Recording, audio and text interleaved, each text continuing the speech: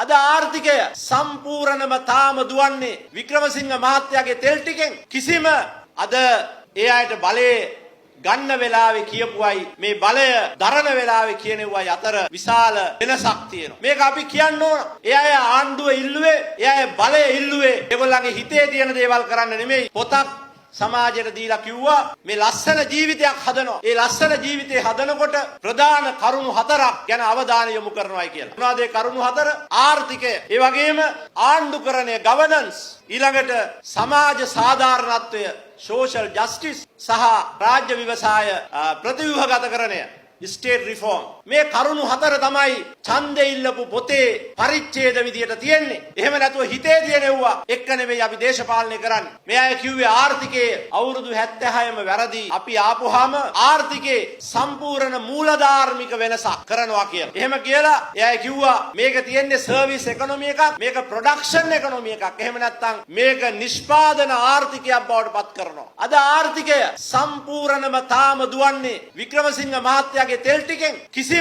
ව්‍යුහාත්මක වෙනසක් නැහැ. මම දැක්ක එක ඇමති කෙනෙක් කියනවා මේ අපි හිතාගෙන හිටියලු ඒ ආණ්ඩුව ආපුවාම IMF එක යයි කියලා ගියාද කියලා. අපි එහෙම හිතාගෙන හිටියේ නෑ. ඒගොල්ලෝ කිව්වා අපි ආපුවාම IMF එක සම්පූර්ණයෙන්ම ඒ ගිවිසුම වෙනස් කරනවා කියලා.